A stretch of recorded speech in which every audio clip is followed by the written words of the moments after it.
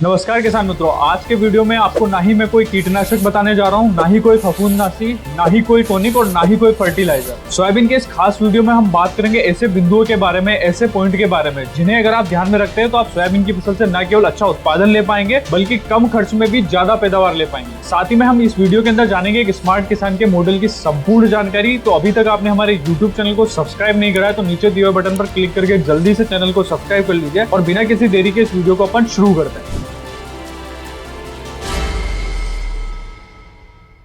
किसान मित्रों, सोयाबीन की खेती अगर आप करने जा रहे हैं तो मानसून कब आएगा, बारिश कितनी आएगी और बारिश अगर बीच में रुक जाती है तो आपको क्या क्या करना है, ये सारी जानकारी आपके लिए बहुत जरूरी है। तो इस समस्या के समाधान के लिए हमने मौसम की जानकारी के ऊपर एक सेपरेट वीडियो बनाया है और अभी तक आपने उस वीडियो को देखा नहीं है तो ऊपर दिए हुए आई बटन पर क्लिक करके आप उस वीडियो को जरूर चेक करें। वीडियो के विषय पर वापस आते हैं और बात करते हैं आखिर में कितनी बारिश हो जाए तब सोयाबीन की बुआई करना चाहिए। किसान मित्रों, कभी कभी ऐसा होता है कि बारिश जो है वो बहुत धीमे आती है या फिर एक साथ बहुत ज्यादा तेज आ जाती है। तो ऐसी स्थिति में आकलन लगाना मुश्किल हो जाता है कि आखिर में मानसून आ गया है या अभी तक नहीं आया है। इसका मतलब सीधा सीधा है कि सोयाबीन की जो बुआई करनी है उसके लिए खेत के अंदर जो नमी, पर्याप्त मात्रा में जो नमी होना चाहिए वो अभी तक है या नहीं है। खेत की नमी को अगर आपको चेक करना है तो आप मॉइस्चर चेकर से भी खेत की नमी को चेक कर सकते हैं और अगर आप स्वयं भी खेत की नमी को चेक करना चाहते हैं तो आप स्वयं भी कर सकते हैं। स्वयं अगर आप चेक करना चाहते हैं आप मिट्टी हटाकर चेक कर लीजिए।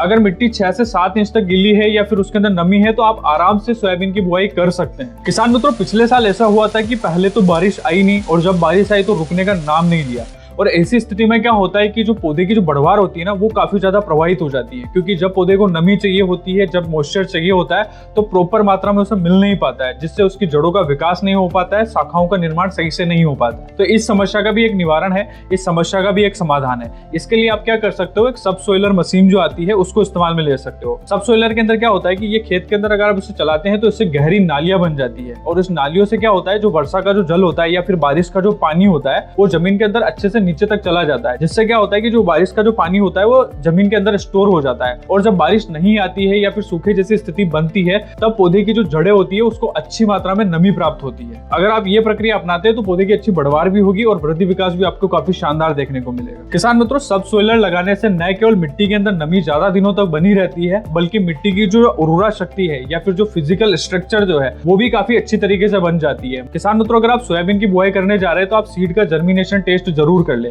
मतलब कि उसका अंकुरण परीक्षण कर ले। इससे क्या होता है कि आपको पता चल जाएगा कि आप जो बीज लगाने जा रहे हैं उसकी अंकुरण क्षमता कितनी है। अगर आप ये नहीं करते हैं और डायरेक्ट अगर आप बुआई कर देते हैं तो हो सकता है कि जो बीज है उसकी अंकुरण क्षमता ज्यादा अच्छी नहीं हो और आगे चल के जो है खेत के अंदर ज्यादा गैप हो जाए। इसका सीधा सीधा प्रभाव जो है आपकी फसल की पैदावार के ऊपर पड़ेगा। तो ऐसी गलती आपको नहीं करना है। तो किसान मित्रों, आप जो भी बीज लगाने जा रहे हैं, अगर वो बीज आपका घर का हो या फिर आप बाजार से खरीद के लेके आ रहे हैं तो उसका जर्मिनेशन टेस्ट जरूर कर ले। तो सोयाबीन का अगर आप बीज परीक्षण करना चाह रहे हैं तो आपको सबसे पहले क्या करना है, एक सूती कपड़ा लेना है या फिर आपको जो है जूट का जो बोरी आती है उसको भी प्रयोग में ले सकते हैं। इसके अलावा अगर आपके पास में अखबार अवेलेबल है तो आप उसे भी प्रयोग में ले सकते हैं। इनको आपको हल्का गीला कर देना है, उसके बाद में आपको जमीन पे बिछा देना है। उसके बाद में आपको क्या करना है, सोयाबीन के जो 100 बीज होते हैं 100 बीज आपको गिन के रख लेना है। फिर उसके बाद में उसके ऊपर आपको एक एक करके जमा देना है और उसके बाद में जो अखबार है या फिर आप सूती कपड़ा जो भी प्रयोग में ले रहे हैं उसे आपको ठंडी और अंधेरी वाली जगह पर रख देना है। और कितनी देर रखना है, लगभग 48 से लेकर 72 घंटे तक रख देना है, जिससे क्या होगा कि बीज के अंदर अंकुरण आ जाएगा। और जब अंकुरण आ जाता है तब आपको दानों की जो संख्या है वो देखना है। लगभग 70% दाने अगर अंकुरित हुए हैं या फिर 100 में से 70 दाने अंकुरित हुए हैं तो आपका जो बीज आप जो प्रयोग में लेने जा रहे हैं उसकी अंकुरण क्षमता काफी अच्छी है। और अगर 50% से कम दाने अंकुरित हो रहे हैं,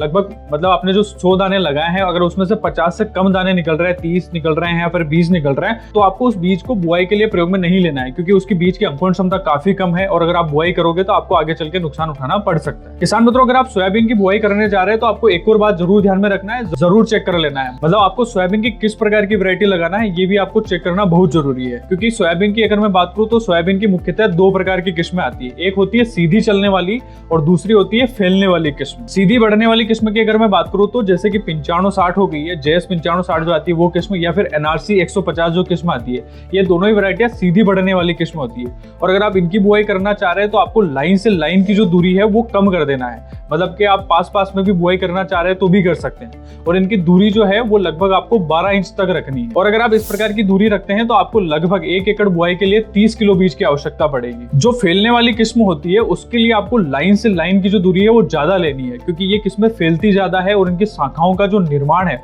वो अच्छे से हो पाए, प्रॉपर तरीके से हो पाए, इसके लिए आपको कतार से कतार मतलब लाइन से लाइन की जो दूरी है वो 18 इंच के आसपास रखनी है। और अगर आप इस प्रकार की दूरी रखते हैं तो आपको 1 एकड़ बुआई के लिए लगभग 25 किलो बीज की आवश्यकता पड़ेगी। किसान मित्रों, सोयाबीन की अगर आप बुआई करने जा रहे हैं तो आपको सबसे लास्ट और अंतिम बात यह ध्यान रखनी है कि आपको खाद का जो प्रबंधन है वो अच्छे से करना है। वैसे तो आप हर साल यूरिया, डीएपी या फिर पोटाश की जो मात्रा है वो फसल को देते ही हैं, लेकिन इस साल आपको यह ध्यान में रखना है कि आपको सल्फर युक्त जो भी खाद है, जैसे कि एसएसपी हो गया है या फिर सल्फर 90% जो WDC फॉर्म में आता है, आपको उन्हें भी प्रयोग में लेना है। भले ही आप यूरिया की मात्रा, डीएपी की जो मात्रा है या फिर जो पोटाश की मात्रा है उसे थोड़ा कम कर सकते हो, लेकिन आपको सल्फर 90% जो है वो जरूर प्रयोग में लेना है। तो किसान मित्रों, अगर आप सोयाबीन की बुआई करने जा रहे हैं तो आपको सल्फर 90% जो है वो उसकी मात्रा आपको 3 से 6 किलो प्रति एकड़ के हिसाब से प्रयोग में लेना है। और उसी के साथ में आपको एसएसपी सिंगल सुपर फॉस्फेट जो आता है उसको भी प्रयोग में ले लेना है। तो किसान मित्रों, अगर आप सोयाबीन की बुआई करने जा रहे हैं तो इस सारी की सारी बातें आपको ध्यान में रखना बहुत जरूरी है, क्योंकि अगर ये बातें आप ध्यान नहीं रखते हैं या फिर इनमें से किसी चीज को स्किप करते हैं तो इसका सीधा सीधा प्रभाव आपकी फसल के ऊपर पड़ सकता है। अगर वीडियो में दी गई जानकारी आपको अच्छी लगी तो इसे लाइक करें, चैनल को सब्सक्राइब करना बिल्कुल ना भूलें, और साथ ही में सोयाबीन के ऊपर आप कोई अन्य प्रकार का वीडियो देखना चाहते हैं तो कमेंट बॉक्स में जरूर बताएं।